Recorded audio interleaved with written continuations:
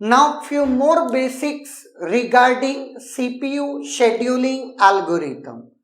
First of all हम लोग CPU scheduling algorithm को एनालाइज करने के जो भी नोटेशंस यूज करते हैं पहले उसको देखते हैं, क्योंकि थ्रू आउट दी चैप्टर कहीं पर अगर मैं नोटेशन यूज कर रहा हूं तो आपको क्लियरली पता हो कि वो नोटेशन क्या है। Clear?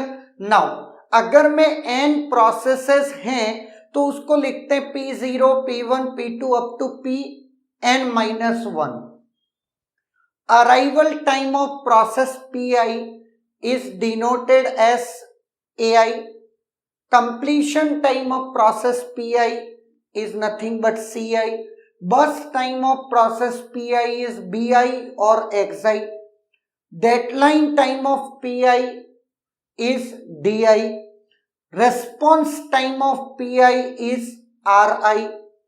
Turnaround time of Pi is TATI या TI, which is nothing but Ci minus Ai.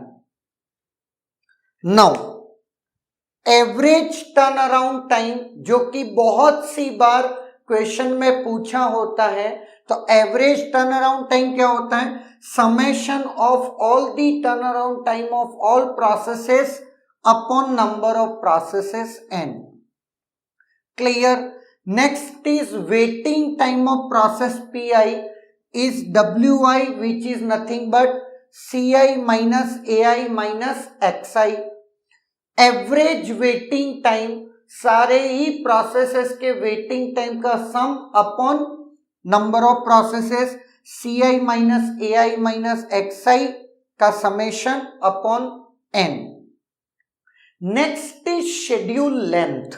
ये बहुत ही इंपॉर्टेंट है. शेड्यूल लेंथ होता है सबसे लास्ट में कौन सी प्रोसेस कंप्लीट होके गई माइनस सबसे पहले प्रोसेस कौन सी आई, वो दोनों टाइम स्टैम्प का डिफरेंस. क्लियर? तो कुल मिलाकर के शेड्यूल लेंथ वो टाइमिंग डिफरेंस है जहां पर सीपीयू से स्टार्टिंग या कह सकते हैं सिस्टम में एक प्रोसेस आई और वहां से लग करके लास्ट प्रोसेस सीपीयू से चली गई. मतलब सिस्टम में कितने टाइम तक प्रोसेसेस थी, वो ड्यूरेशन. नेक्स्ट इज थ्रूपुट, जिसको हम लोग डिनोट करते हैं इससे.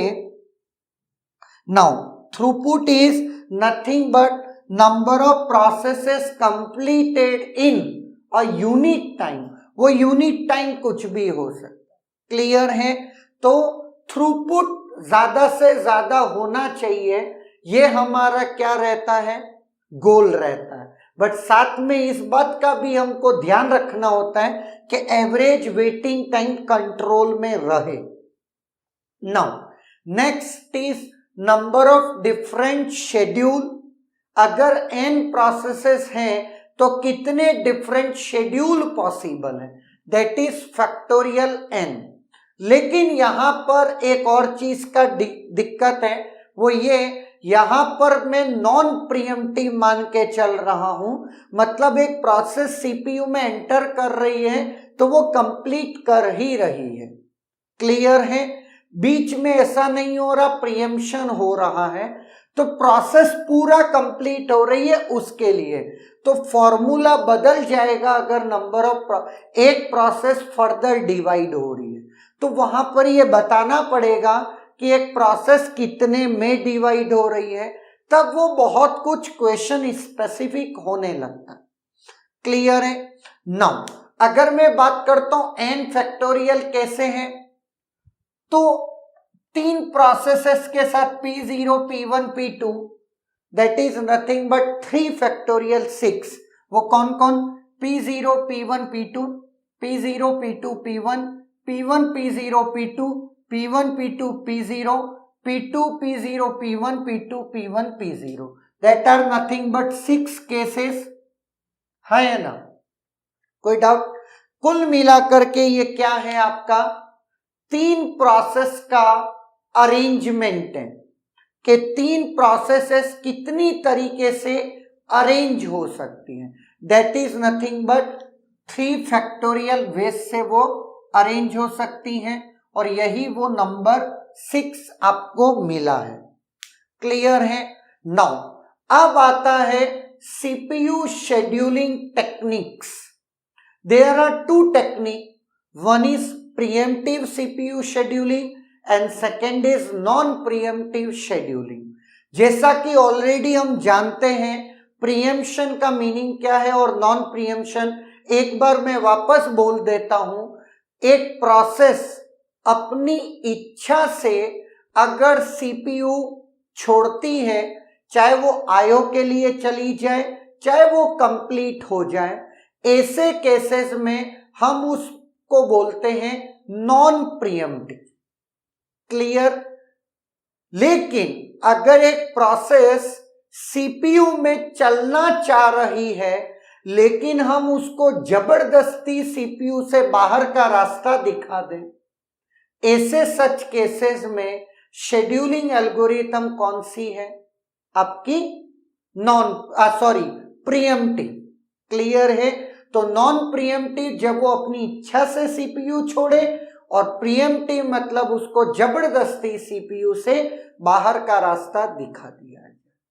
क्लियर? नाउ अब आते हैं सीपीयू शेड्यूलिंग एल्गोरिदम्स के बारे में। तो कुछ एल्गोरिदम्स हम डिटेल में पढ़ते हैं, कुछ का हम सिर्फ जिक्र करते हैं और कुछ का सिर्फ हम थोड़ा सा ब्रीफ ओवरव्यू पढ़ते। अगर मैं डिटेल्ड की बात करूं तो वो एल्गोरिदम्स हैं first come first serve FCFS, shortest job first SJF, shortest remaining time first SRTF, highest response ratio next HRRN, priority scheduling जो कि प्रीएम्प्टिव और नॉन प्रीएम्प्टिव दोनों ही वर्जन में, round robin which is famous as RR, multi level queue, ये थोड़ा सा हम ब्रीफ में पढ़ते हैं, multi level queue and multi level feedback queue. Clear? And कुछ और शेड्यूलिंग एल्गोरिथम्स भी हैं जिसका हम सिर्फ और सिर्फ नाम देखते हैं। One is fair share scheduling, lottery scheduling, thread scheduling, real time scheduling algorithms, जिसमें हम लोग क्या पढ़ते हैं? आपका रेट मोनोटोनिक, आपका अर्लीस्ट डेडलाइन फर्स्ट, ये कुछ एल्गोरिथम्स हैं जो कि अब आपको कभी भी किसी भी एग्जाम्स में नहीं पूछा जाता, बट यस जब भी जो भी कोई है तो एक लेक्चर कॉमनली उन एल्गोरिथम्स पे भी हम लोग देख लेंगे कि किस एल्गोरिथम में क्या था और क्या टारगेट अचीव करने के लिए उसको लेकर के आए थे। क्लियर है?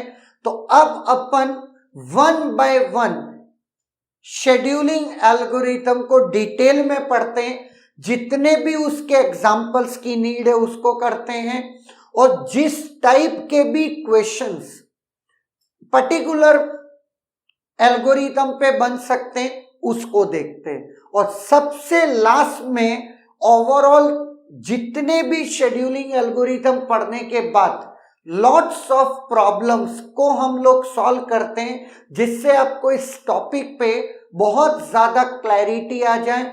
और अगर मैं अभी तक जितने भी गेट के पेपर्स हुए हैं, rarest of the rare year होगा गेट का जिसमें इस टॉपिक से कोई क्वेश्चन नहीं बना है।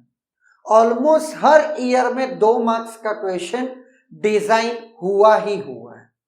Clear? Is there any doubt?